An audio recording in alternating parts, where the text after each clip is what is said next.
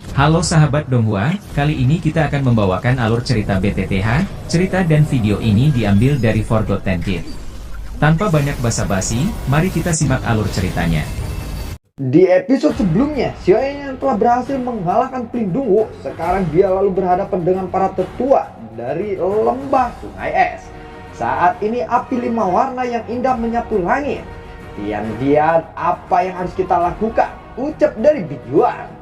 Apa yang perlu ditakutkan dari serangan ini? Dia mungkin memiliki formasi, tetapi begitu juga lembah sungai es. Kekuatan bocah ini memang sangat kuat, tetapi pasti tidak akan bisa bertahan lebih lama. Setelah batas waktu Skyfire 3 perubahan misteriusnya habis, formasi hebat ini akan rusak, ucap dari Tian. Setelah mendengar kata-kata dari Tian, Big Xuan dan Big Huang lalu mengangguk. Keduanya melangkah maju dan mengambil posisi formasi. Aura dingin keluar dari tubuh mereka. Lalu aura dingin itu mendarat menjadi cermin es putih yang bening, melindungi mereka bertiga. Ketika cermin es ini terbentuk, lautan api 5 warna datang menerkam mereka.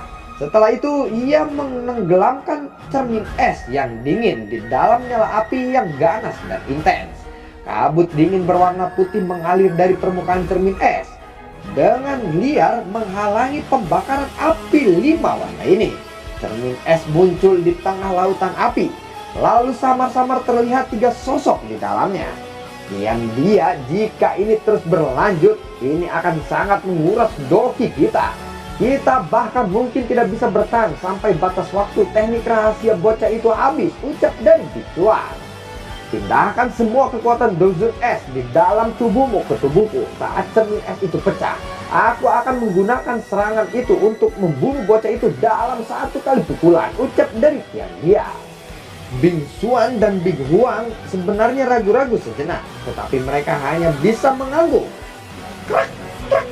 Cermin es itu mulai retak akibat panasnya lautan api ini. Retakan menyebar dengan cepat.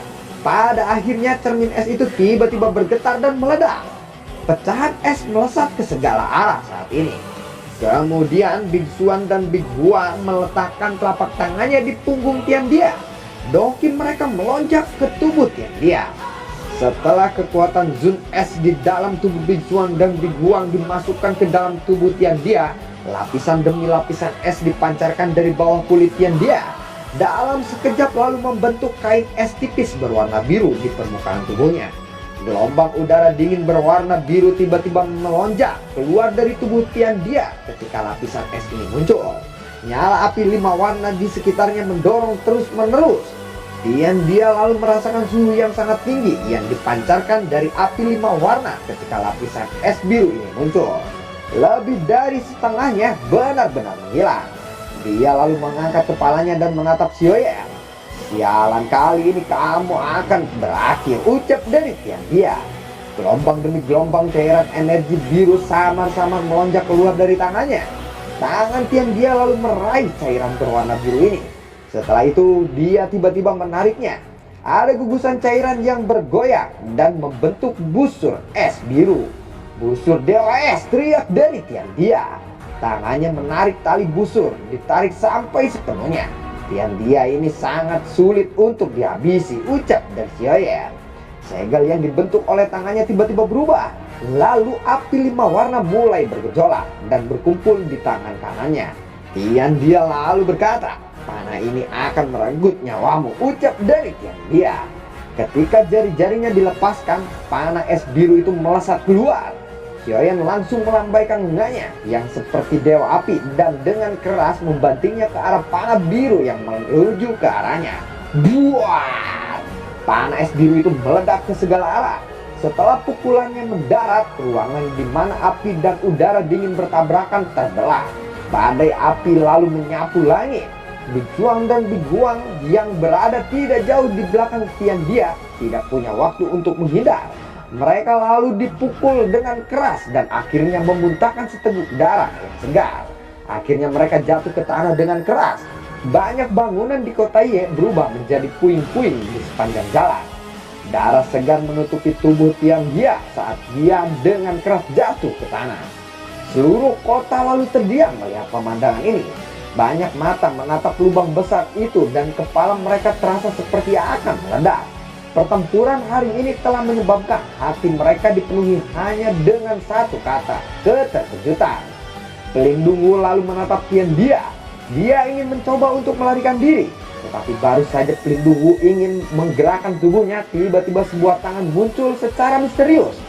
Tangan itu dengan lembut mendarat di bahu Pelindungwu. Aku akan mengubahmu menjadi debu jika kamu bergerak lagi, ucap dari Xiaoyan. Xiaoyan muncul di depan Pelindungwu.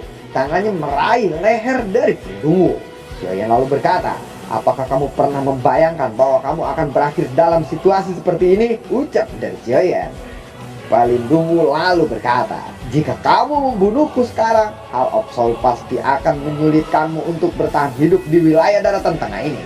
Kamu harus menyadari bahwa Hal of Soul bukanlah lembah sungai es, ucap dari Pelindungwu. Tiba-tiba nyala api panas keluar dari telapak tangan Xiaoyan dan dengan cepat melilit Pelindungwu. Pelindungwu menjerit kesakitan. Xiaoyan lalu berkata, apakah itu sakit? Tanya dari Xiaoyan.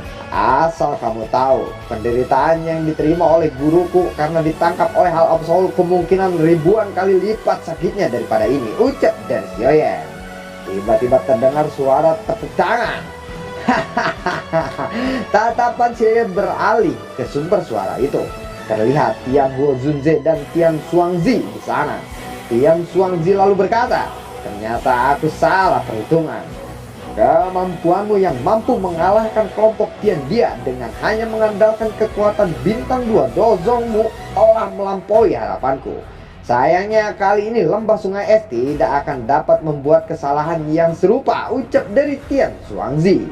Tian Huozunze lalu berkata, tidak perlu menakut-nakuti generasi muda. Anak kecil, kamu harus beristirahat dulu.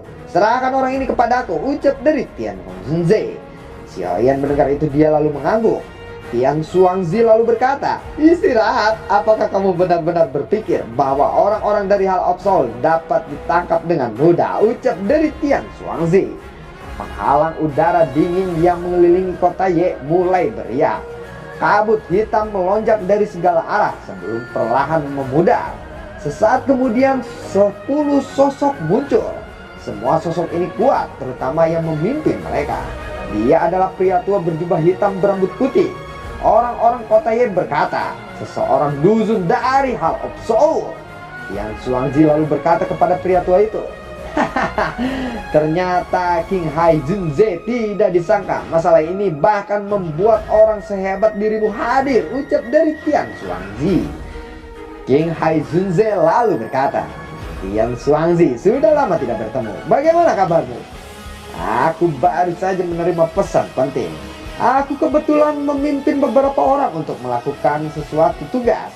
Aku langsung berangkat setelah menerima pesan itu, ucap dari King Haizunze. Penetua King Hai, cepat tangkap Xiaoyan. Dia adalah seseorang yang juga dicari oleh kepala Hal of Soul, ucap dari Tian Xuangzi. Melihat King Haizunze, Xiaoyan segera mengeluarkan api tak terlihat melilit Pelindungwu. Setelah itu dia mengeluarkan botol giok dari cincin penyimpanannya dan memasukkan Pelindungwu ke dalamnya. Tatapan King Haizunze beralih kepada Xiaoyan. Dia lalu bertanya, apakah kamu Xiaoyan? Tanya dari King Haizunze. Xiaoyan mengabaikan kata-katanya. Dia segera bergerak ke belakang boneka setan bumi. King Haizunze lalu berkata, tidak diduga ternyata kamu begitu sombong ya. Keberanianmu juga benar-benar tidak buruk. Lepaskan orang itu, kamu juga harus ikut aku ke Hal of Soul, ucap dari King Haizunze. Mendengar itu Tian Huozunze segera bergerak. Tetapi saat Tian Huozunze bergerak, Tian Xuangzi segera menghadangnya. Tian Xuangzi lalu berkata, orang ini adalah pelindung dari Xiaoyan, tetapi kamu bisa menyerahkannya kepadaku. Kamu lebih baik fokus menangkap bocah itu, ucap dari Tian Xuangzi.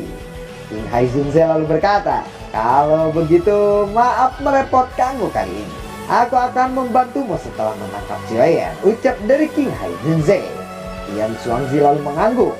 King Haizunze segera menekan kakinya ke udara yang kosong. Ruangan di depannya menjadi terdistorsi. Melihat itu Xiaoyan segera mundur. Ruangan di depan Xiaoyan tiba-tiba terdistorsi. Segera tubuh King Hai Zunze muncul di depan Xiaoyan. Tangannya terkepal mengarah kepada Xiaoyan. Melihat serangan itu, api surgawi di tubuh Xiaoyan dengan cepat bergabung. Saat tangan King Hai Zunze hendak mencapai Xiaoyan, ruangan padat di sekitarnya tiba-tiba hancur. Kekuatan spasial yang kuat lalu menyebar.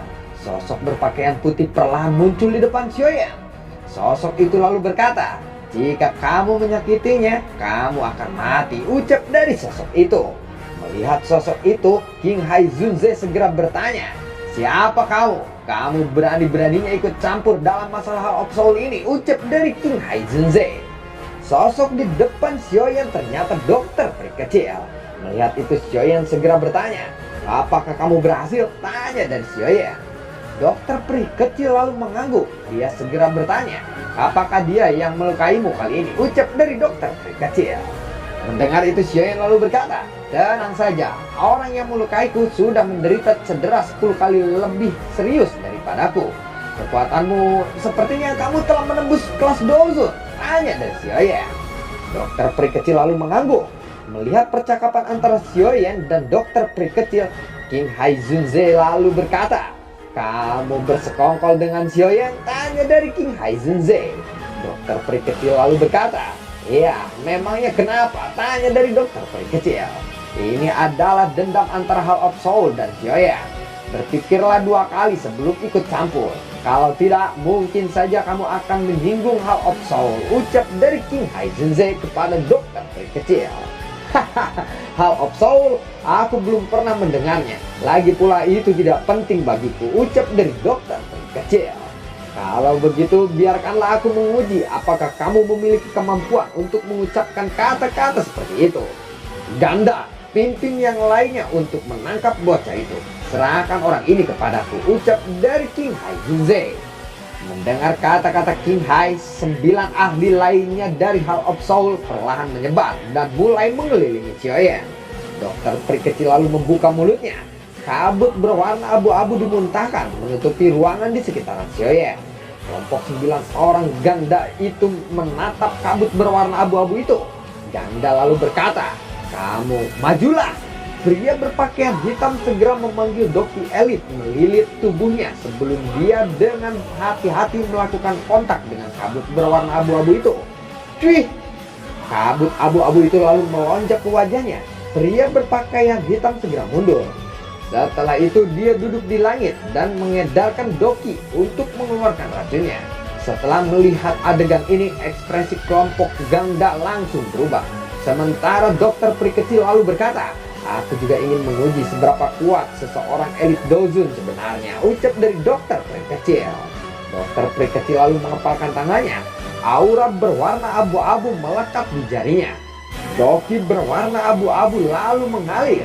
Tubuh King Hai bergerak dan muncul di depan dokter peri kecil. Tangannya segera meraih leher dokter peri kecil. Dokter peri kecil lalu menggeser kakinya dan dengan mudah menghindari serangan dari King Hai. Doki abu-abu yang menempel di tangannya tiba-tiba membengkak. Setelah itu jari-jarinya menekan ke arah tubuh King Hai. Buah! Setelah tabrakan itu, mereka berdua mundur beberapa langkah. King Hai lalu menstabilkan tubuhnya. Doki yang kuat di dalam tubuhnya melonjak.